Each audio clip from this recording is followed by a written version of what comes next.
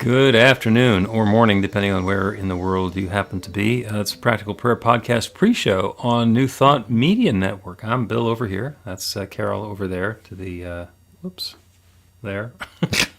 I can never tell my left from my right. So hello to all of you who are joining us on New Thought Media Network. We get together and chat for a little while and then record an episode of the Practical Prayer Podcast, which makes its way out into podcast land in about a week. And usually a time delay of a week or so is not much on a program like this because it's about consciousness, which is the sort of thing that's unfolding for a while. But I was listening back to the one that we recorded last week that's actually going to drop into podcast land on Wednesday, and it was about all of the tariffs and financial turmoil, and that's so passé now. Sort of. You think? Well, everything that we thought, or much of what we thought, is no longer as important as we thought it was, even though it's still important. Anyway, the point is, if you're if you're watching us live, then you can make a comment through social media, put something into the YouTube or the Facebook, and we will be able to respond to it in real time. If you are listening to this or watching this on the recording, which I understand a lot of people like doing, some people like to listen to me at 1.5 times speed.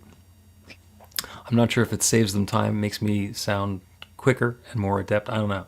But if that is the case, then you can go to the website, which is bethelight.com, be-the-light.com, just like it says right down there.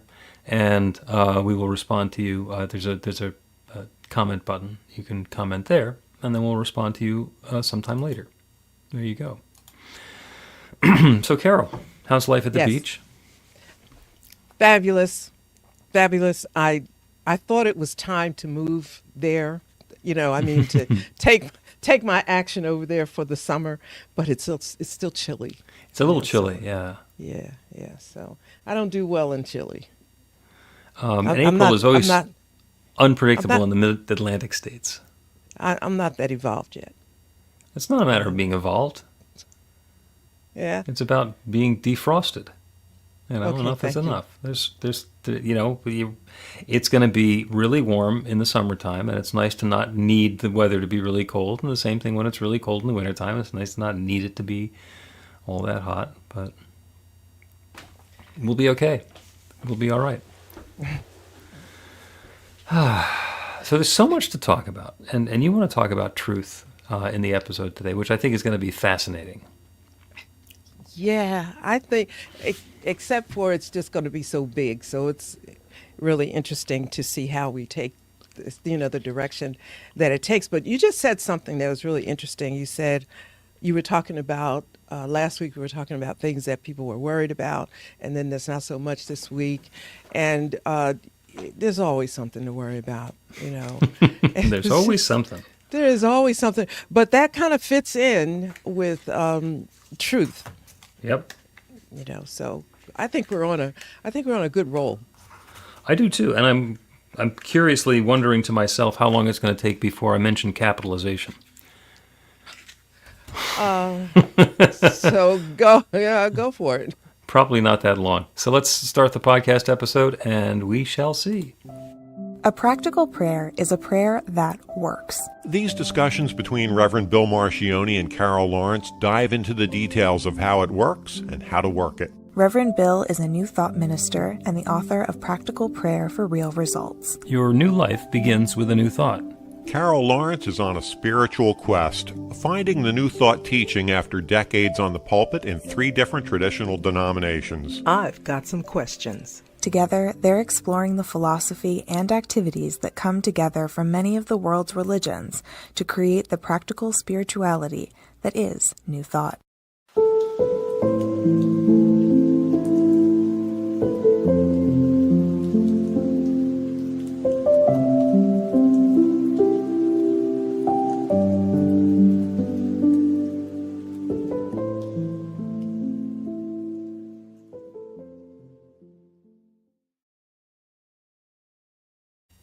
Welcome to the Practical Prayer Podcast. I'm Carol, here with Reverend Dr. Bill Marchiony. I'm looking forward to a wonderful conversation today about truth. which is the topic that you had suggested. And I'm also interested in the ongoing experience of prosperity that I find myself in the middle of. Because my neighbors, who are relatively new next door, are upgrading their backyard, and one of the prosperity expressions that they have is a brand new flagstone patio, which is wonderful and is being installed today. So periodically, their stonemason is going to be cutting flagstones with his big power saw, and so that might show up in the podcast. Okay. Don't take it as an annoyance. Take it as an evidence of prosperity. Yeah, I yeah, we'll do that. yeah, thanks for clarifying. Got you. And if you say, "What is that noise?" That's what it is. Okay. So, Truth. yes. I'm going to let you Everybody's- start talking. Well, okay. So, in the introduction, it always says that I was in 3 different denominations, and it is 3. Actually, it's 4, but one is split into 2, splitting hairs. But the thing is, not to change it. The thing is, I've been in 3 different denominations. I'm just putting it out there because it goes with the next part. And not only 3 different denominations, but I've always been like a comparative religions person, looking to connect the dots and all of that. And one of the things that is consistent when I think about throughout my whole career, aside from painting by the numbers that I was required to do to get paid, whenever Your supervisors must have had such a handful. it was a mess. It was, I think they were so glad to see me go. But anyway, yeah, the one question, and I collect information that is meaningful to me aside from, paint by the numbers. What am I really hearing? And the hunger or the desire. And as always, people are looking for the truth. Mm-hmm. What is true? And the, I don't know what kind of side of me, because I don't want to say sarcastic, but it's not sarcastic, but there's a side of me that says, like, what do you want to, why are you asking this question? Are you really going to follow it? Why are you asking? And then what are you really asking? And then again, I'll say to myself, well, what is your answer? Aside from the question that you're, what's your answer? And my answer is there is no one truth. It's what your subconscious rubber stamps. That's what you believe. What's true for you. Mm-hmm. So it feels like to me that people are looking for a truth, that if they could find that and believe in it, there's going to be some kind of salvation in it. And I'm not talking about the weird salvation. I'm talking about there's got to be some magic and whatever have you in knowing, now I know what the truth is, and my life is going to suddenly be filled with glorious divine manifestations. Well, that seems like a leap, but okay. Because yeah, go ahead. The ultimate truth, that's one of the things that I really love about New Thought, is that we start with the ultimate truth, and then we work backwards from there. Mm-hmm. And the formula for practical prayer, this is the Practical Prayer Podcast. The first step in a practical prayer, there is only God. That one infinite power and presence is all there is. Everything is that divine presence expressed in its own way. And it doesn't matter what our creation story is. We've been over this once or twice, whether it's the scriptural one of in the beginning there was darkness and void, and God, which was not part of the darkness and void. So there was only God, said, let there be light, and then there was light. And that is the cause and effect, that conscious intention saying, let there be, and there being. And if our story is the one from physics of the Big Bang 14.2 billion years ago, in the beginning there was the singularity, one impossibly dense point that for whatever reason started expanding, exploding. It was the Big Bang. And nobody could hear anything because there was nothing to listen But that's a whole different story.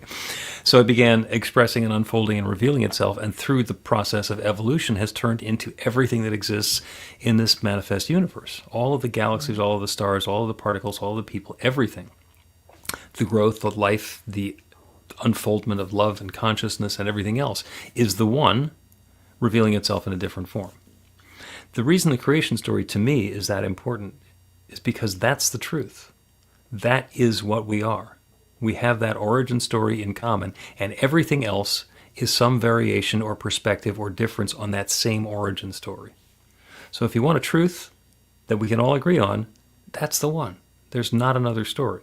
Now, there's a whole bunch of interpretations about how it happened, whether this story is the true story or that story is the true story, whether the one that's written down in my sacred scripture is the true story, which means that yours is wrong, and all of the ways that the infinite has been individualizing itself through the history of time. We are all one, but we are all distinct and individual.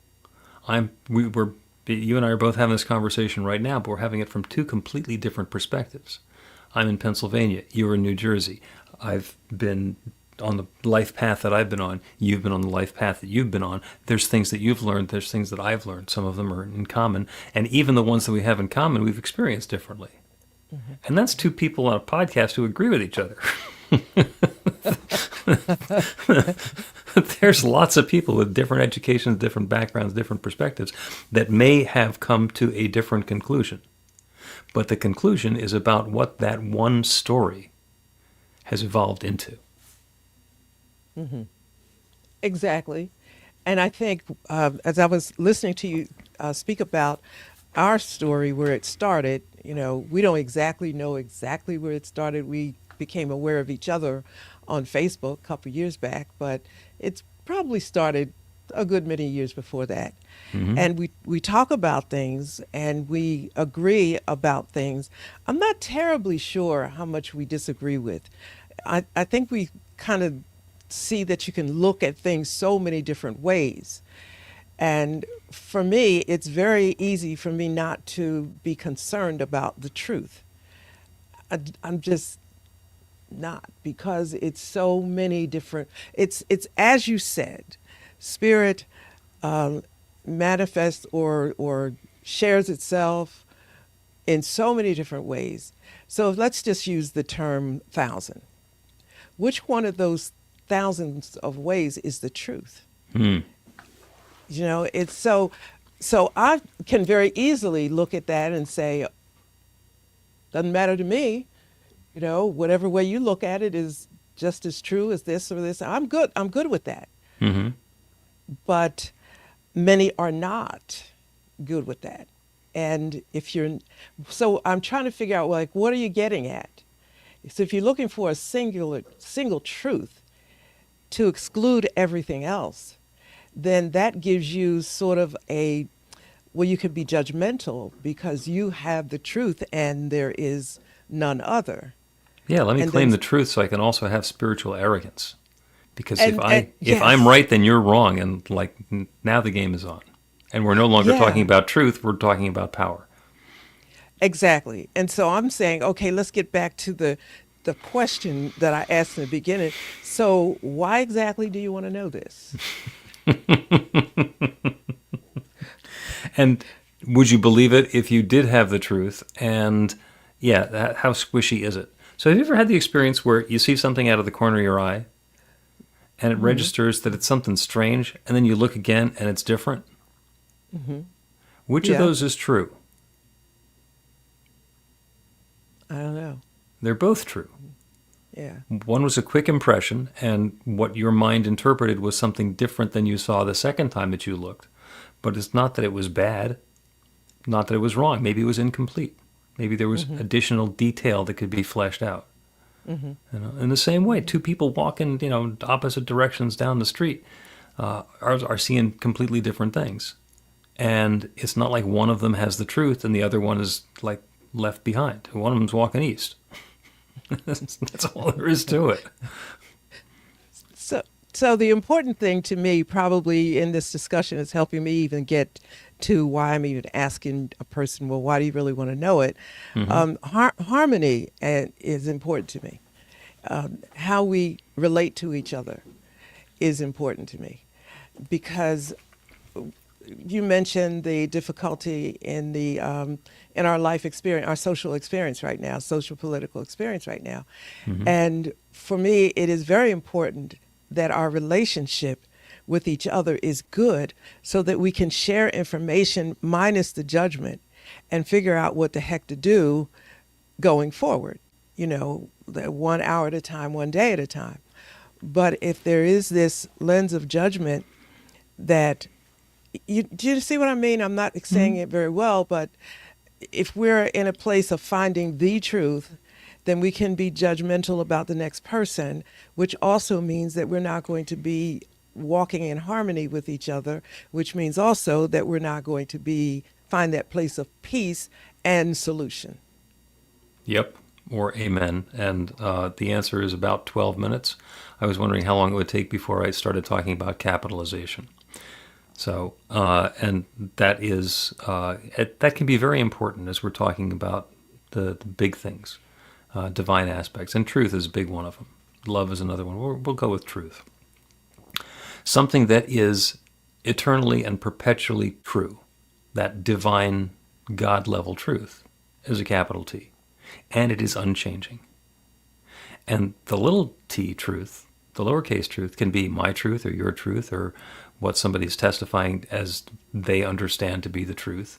And those are equally real and powerful to each of us, but they're subject to change.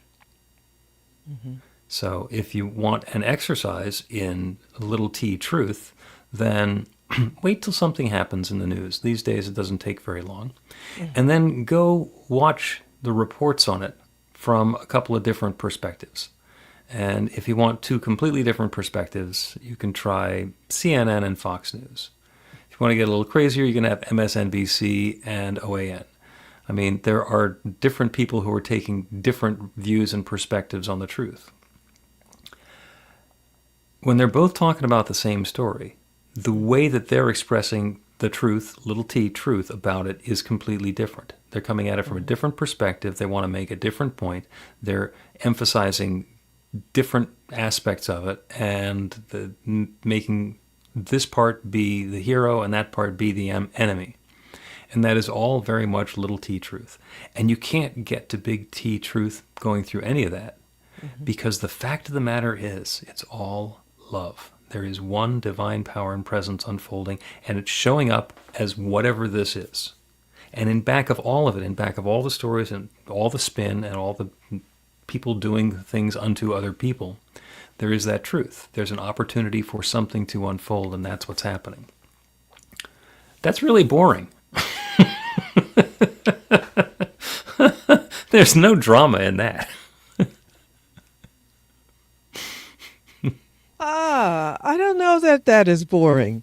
Maybe because I very openly tell people, listen, I'm a nerd. I'm incredibly boring, and to me, my boring is exciting. So it's all on how you look at it. When you were talking about that, I was thinking, okay, so there's this truth behind all of these networks, and people, and the truth is coming through all these different ways, and it's like purpose. You said it's something that could come out of all of this. So what in the world could that possibly be? And I'm not saying that I'm saying that in a kind of a curious way, because if there's something in the back, that one truth expressing itself in all these different news outlets or channels or whatever, so what is it that we need to pay attention to, or do we need to pay attention to everything? We can pay attention to anything. We can try and pay attention to everything, and it may or may not work. And we've talked before about the second act. And the second act is the literary device where in the first act you meet the characters and kind of get the lay of the land. In the second act, something horrible happens, and there's a challenge or a difficulty or a problem that comes up, and everything is threatened. and is endangered. And then that sets up the third act where we can get to the resolution where the, quote, good guys can become victorious and the story continues to unfold that way. And sometimes it's dark and like all the good guys get killed, and that was the whole idea of the story. In any case, the structure is still there. And when we're in the middle of a second act, it's really difficult to see the big picture. We're longing for, oh, the first act was so nice. Yeah, but it wasn't that interesting, and there wasn't any growth and transformation going on in the first act. So now we're in the second act, and that stuff is going on, and everything that we thought we knew is being questioned. So I bring this up because currently there is a measles outbreak in the United States, which is not the sort of thing that we're used to having in the United States. So you can look at that and say, how is this possibly that one love unfolding? How can you describe this as good? How can this be a good thing? You know, because you bring your judgment to it, and there's people who are ill, and there's children who are dying, and how can that be good? And we don't know what's in the third act. We don't know what's coming next. So being able to say, what's the truth here? Is the truth that it's good to have measles? Is the truth that it's not good to have measles? Is the truth that getting vaccinated from the measles is good or not getting vaccinated is good? And there's all sorts of different perspectives, and different people have a different orientation on what the truth is, and none of them has a capital T truth.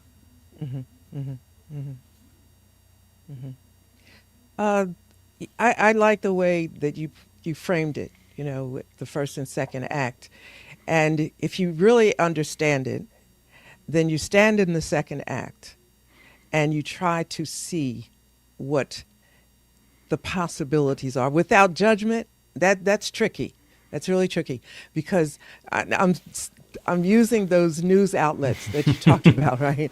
Yep. I'm doing it because I don't stay updated on a daily basis, but I will go to each one, and I have a certain amount of time that I will allow myself to look at each one, collect the facts, and see what I think. And it didn't take long, right? I'm thinking, okay, so you're saying what you want, and you're saying what you want. I got to collect all of this and see what I can make out of it. And I could actually see some good. And I don't want anybody to know where I live because they might not. I don't want any problems.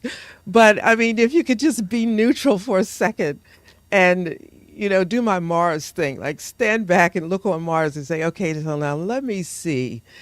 It's some negative stuff in there, hands down.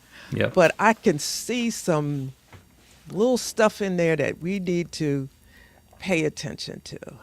And I've looked at some things that I had ignored.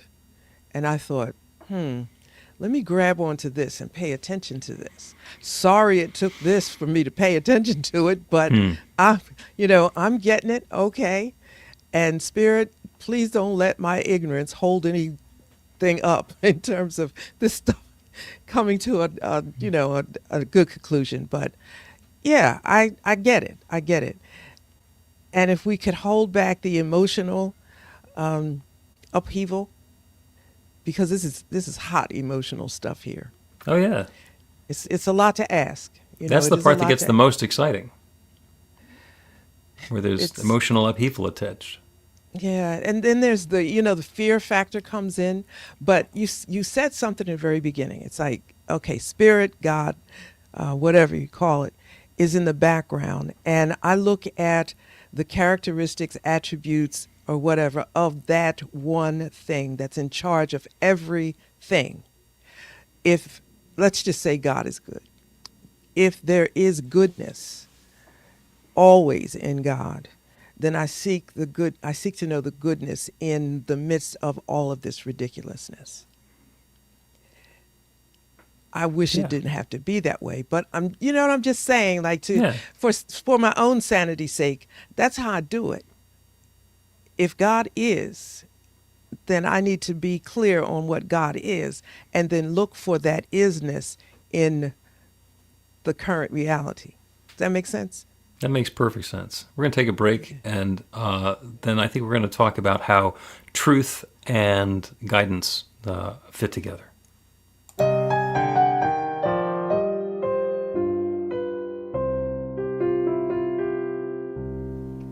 Are you ready to get results? Now, that's not a rhetorical question. Are you ready to get results? RUR2GR. That's actually the abbreviation for the steps in a practical prayer. Recognition, unification, realization, gratitude, and release, with a couple of extra steps in there in case some doubt creeps in along the way. RUR2GR. This class is about the prayer technique that's common to all of the spiritual practices and religions in the most effective prayers that they have. And by effective, I mean that the prayer works. It actually creates a change in the experience of the person doing the prayer. It gets a result. We're going to begin with theory, and then we're going to take it into practice. By the end of the class, you will have your very own practical prayer that will help create transformation in your life.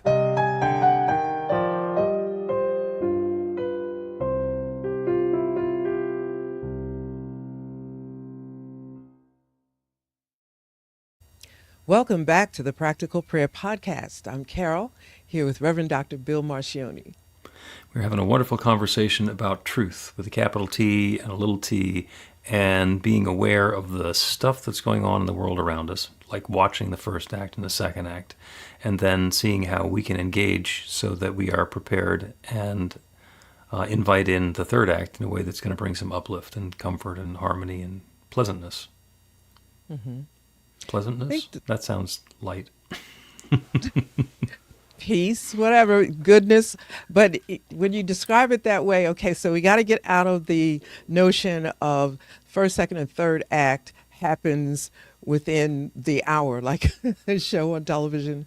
This might take or a season, it's a short season, so they have like 3 or 4 episodes. This might take a tad bit longer, but this is just a personal thing. I don't think so. Because I look at human interaction and I'm saying, don't miss a trick. Don't get mixed up in all the crazy. Look at everything. And there's human interaction, psychology, the psychology of human behavior at its finest. That is also a factor in this as well. Yep. I'd say don't make the assumption that if you just sit there and watch, it'll get better all on its own. And the phrase that I would bring up is Dark Ages, because those went on for a while. That was a second act that lasted quite a long time.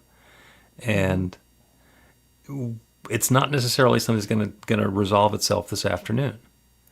But the process is always the same. When there is that truth, capital T truth, available, and I'm completely admitting that not only is that my belief, but that's probably the reason that people are listening to this podcast. So they've bought in on that even just a little bit. And it's a reminder to get back to principle. There is only love. There is only that one divine power and presence revealing itself in all these different ways. So underneath, behind, between, inside of all of this stuff that can look so crappy, there's the opportunity for love to be unfolding. There's the opportunity for light to be shining. And the invitation for guidance, our willingness to turn away from the stuff that we see in the world around us and to let go of our perceived truth, little t, and open to an awareness of the big picture. And then invite in guidance on what's ours to do. What is mine to do? What is mine to surrender? And then allow the infinite to say, take this step. And then we have to have the personal willingness to actually take the step. But the guidance comes from the infinite. The participation comes from us. And then we get to do the process again and continue asking for guidance. And then eventually we're walking a path that's bringing more good into the world or into our lives or into this afternoon. Mm-hmm. Yeah, it's... to me, it's a beautiful process of life. We're just, it comes, this opportunity, not the crazy, but in different forms, it comes to us throughout our whole life. We get to do this over and over and over again. And it's exciting in a sense if you can just hold on to your emotions and the fear factor, which is a big one. You can just get a grip on that and just see how this unfolds, because we were given the the wonderful gift of freedom, free will, and all of that.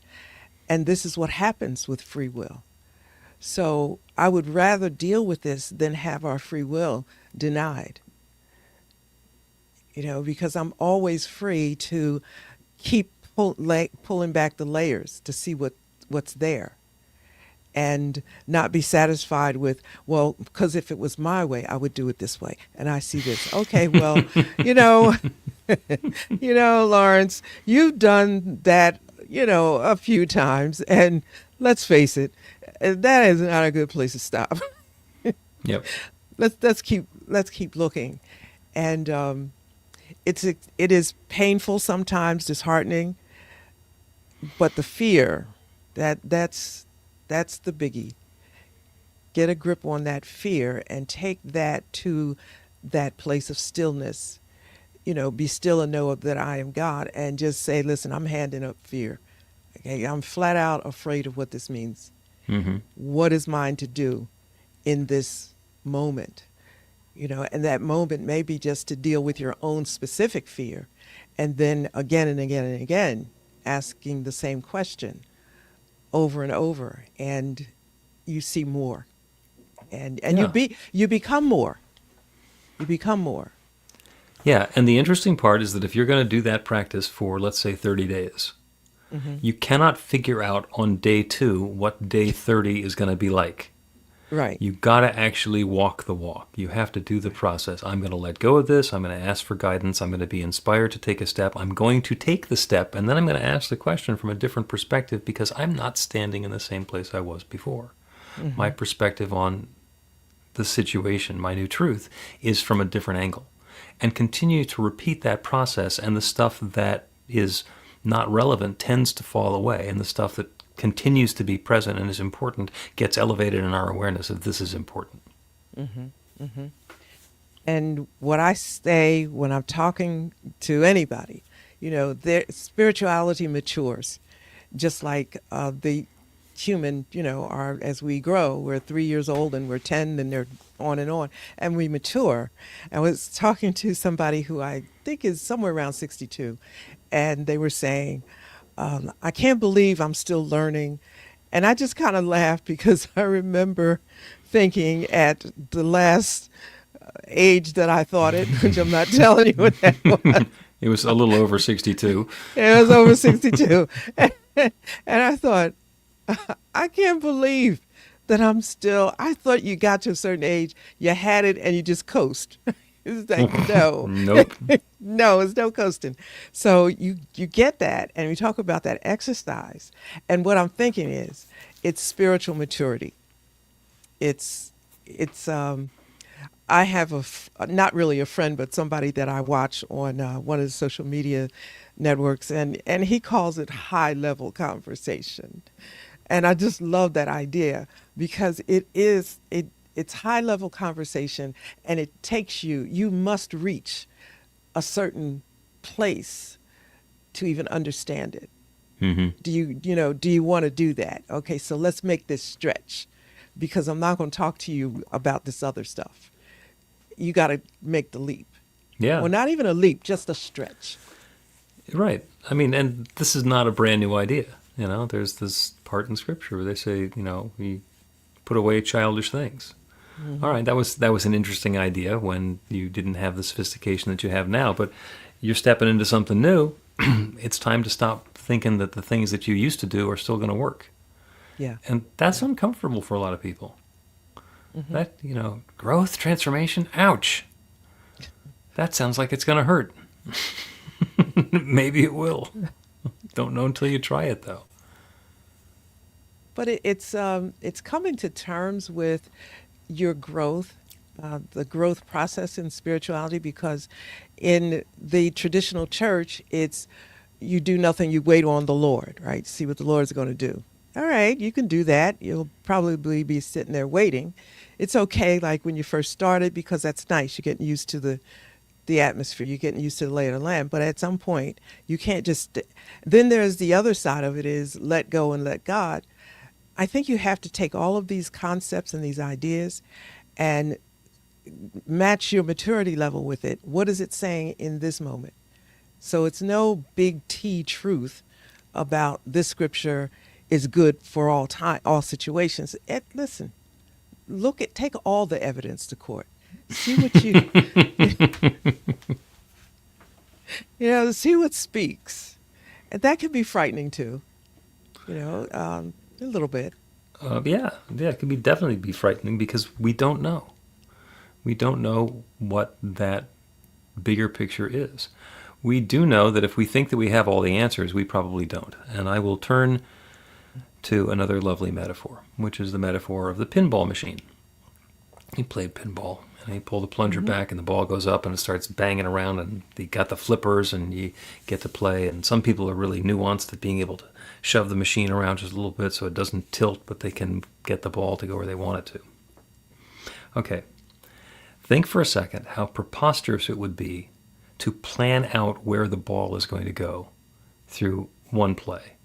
It's going to go up around there, then it's going to hit that bumper, then it's going to go over and hit that bumper, then back and forth between these three for 17 repeats, and then it's going to come down and it's going to hit this flipper, and then this flipper is going to shoot it back up over. And trying to figure it out ahead of time. I mean, as I'm describing this, and and you're remembering your days as a control freak where you would have tried to figure that out, and you can't do it because there are too many variables going on in the game. So what you have to do is actually play. As the human player, the thing you got to do is put in your quarter and pull the plunger back. At that point, something is going to happen.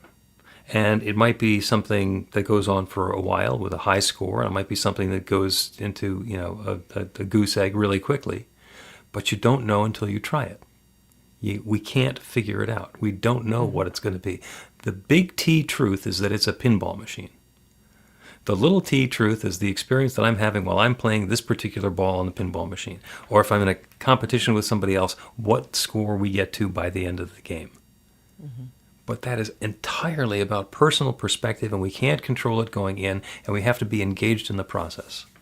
And if we try and analyze it and control it before we start, we'll never get started. And it's still a pinball machine, whether we put the quarter in or not. Love that analogy. I really love that one.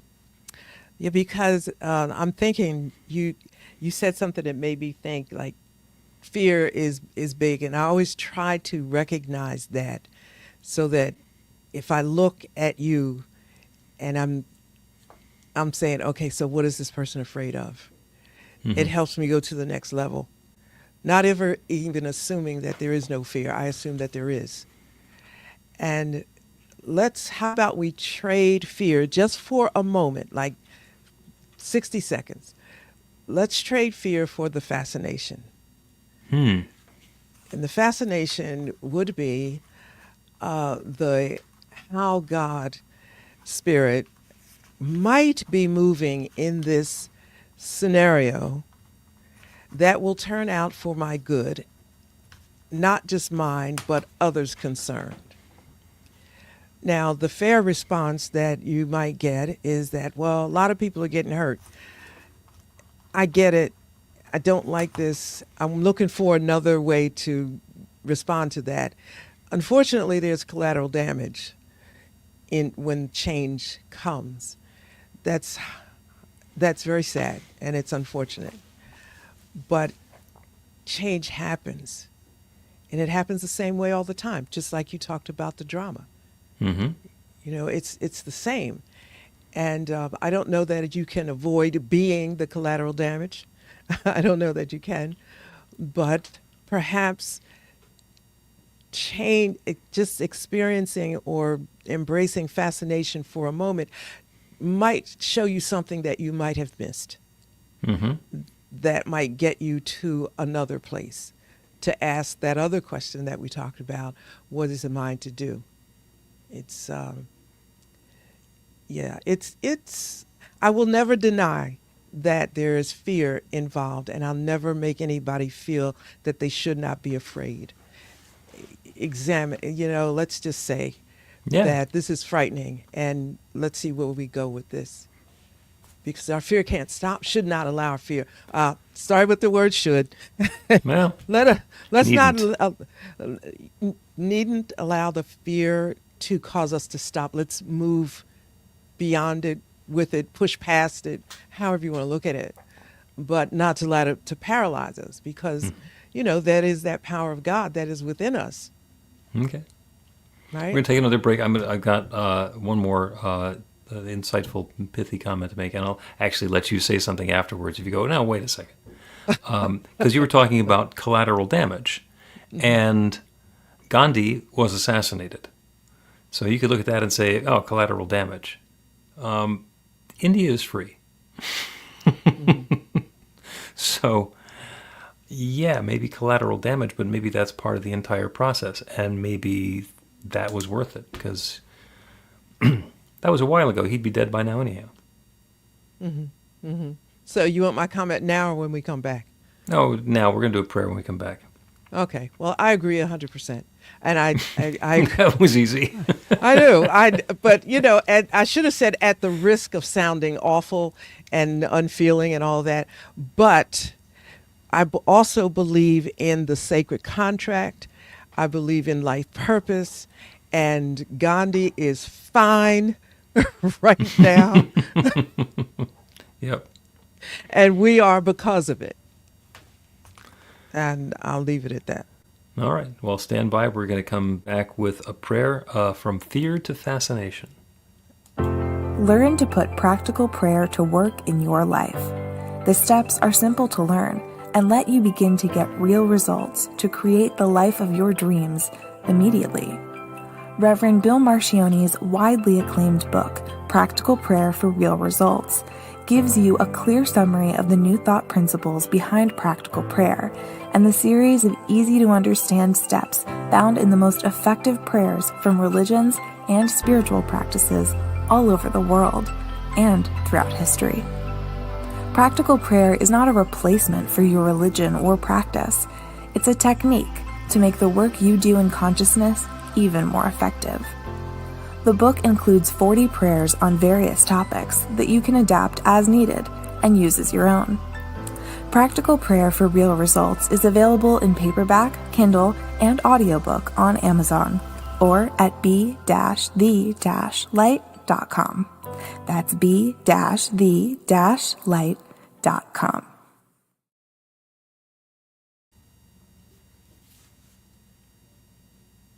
Welcome back to the Practical Prayer Podcast. I'm Carol, here with Reverend Dr. Bill Marchiony. I so apologize. I got hung up in reading something that I don't Something even know on that. truthful. Let's hope. Yeah. Something truthful. We've been talking about truth, capital T truth and little t truth, and different perspectives that we have on truth. And there's something, Carol, that you said earlier about being in a place of fear, and instead of running from it, to transform that into fascination. So there's something we're afraid of, and we want to fight it. We go into our reptile brain and we want to kill it and eat it. Or we run away from it. It's that fight or flight or fawn or whatever. And the evolved way that we can deal with something that we find to be fearful is to run toward it, is to have some fascination. Instead of saying, oh, this has happened, this is bad, I'm in danger, run away. To say, oh, this has happened, this is unexpected, this is uncomfortable, let me find out more about it. Now, if it's a raging house fire, you don't want to run into the fire to say, what's it like in here? But some fascination with the things that could happen. We're looking for a different balance point. Instead of running away and hiding our head in the sand and pretending it didn't happen, we can engage in the situation. First responders are all about this. For them, there's a house fire. Ooh, this is an opportunity for me to do my job. I know how to put out a house fire. I know how to save people who are stuck in a house that's on fire. And they get to come and work their craft. I have very little interest in being a first responder. I am tremendously grateful for the people who really get filled and fed by that. But the same thing is available to all of us. And that's the prayer today, is to, when we're experiencing fear, when something comes up and tells us this is a problem, this is a difficulty, this is different, this is unexpected, I'm not equipped to deal with it. To respond with that curiosity, with that fascination, with the notion of how could this be serving me? How can this be spurring me on to greater and deeper knowledge? And we don't have to do it by ourselves. The truth, capital T truth, is that there is one. And this is where the prayer is starting. There is one divine power and presence, one love, one source, one creator. And it doesn't matter what we call it. We can call it God, we can call it Jesus, we can call it Spirit, we can call it the Creator, we can call it the Big Bang. Whatever it is that we are calling it, that one is the divine source from which everything flows. Everything is that divine presence expressed in its own way. All of it evolving, unfolding, revealing, expressing, descending from that one divine essence into everything that exists now. Mm-hmm. So we are that oneness, right here and right now. Each of us is an expression of that oneness. We are not the totality of that oneness. We are an aspect of that one divine love. So in situations where we are experiencing something that brings up fear or a desire to flee or concern or alarm, we can open to fascination about this new thing that is happening, this unexpected experience showing up in our lives, and invite it to inform us as to what new possibility is open. We can remind ourselves that there is only love unfolding. And if that's all there is, this must be love unfolding in some way as well. So that's the claim I'm making for each one. As we are faced with new or challenging situations, to respond with curiosity. To respond by leaning in, by opening to new possibilities, by working against muscle memory and thinking that the only response is to run away or to criticize or to judge or to demean or to do the things that we've always done. Newness is transformation. Opening to the truth, capital T, might mean releasing our perspective, what we considered to be the truth, little t, before, and seeing that there's something more. And in this manner, we are full-fledged participants in love unfolding. And that one infinite creative power, the one divine love and presence that shares itself as every part of its creation, is sharing itself as this newness now, as us, through us, for us, and with us. Good and more good is unfolding. The fascination is at hand. The fear is receding. The transformation is unfolding. And I'm grateful for it. And so with a deep feeling of thanks for this good already unfolding for each one listening to this prayer, I speak this word and release it into that creative law that always says yes. And I know it is once again saying yes. This good is underway now. And so it is. The Practical Prayer Podcast with Reverend Bill Marchiony and Carol Lawrence is a production of BeTheLight.com. be-the-light.com, where you can find more information about practical prayer for real results. Our theme is by Music of Wisdom. You can learn about the spiritual community of New Thought Philadelphia with daily guided meditations, Weekly celebrations of spirit, and Reverend Bill's classes in practical spirituality at newthoughtphilly.org.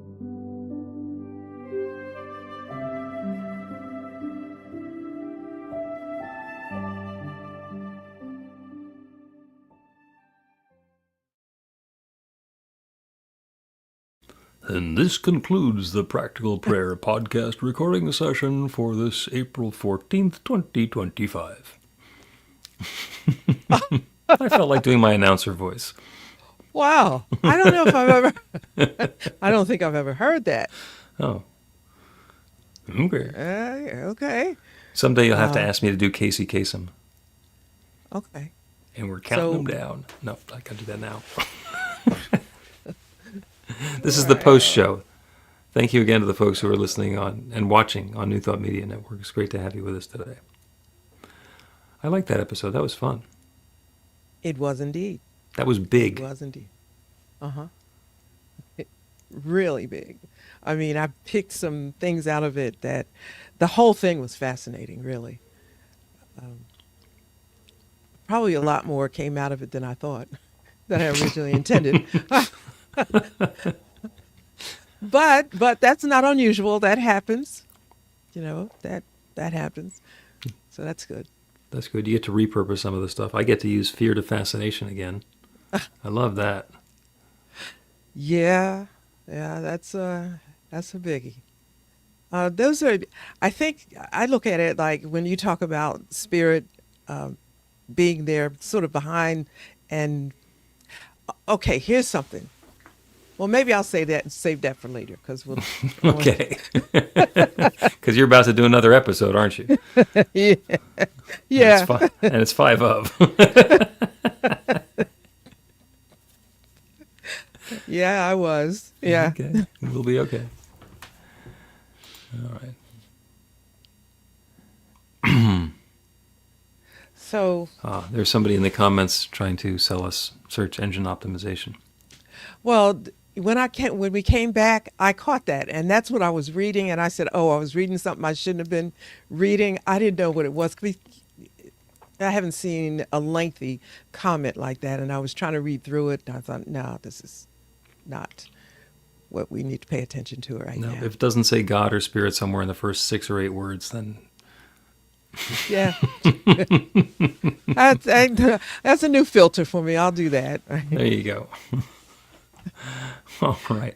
That's going to do it for us for today. Thank you, everybody who's joining us on New Thought Media Network. It is wonderful to have you here. We'll come back and do something very similar to this again next Monday. And in the meantime, have a spectacular week. Thank you, Carol. Bye.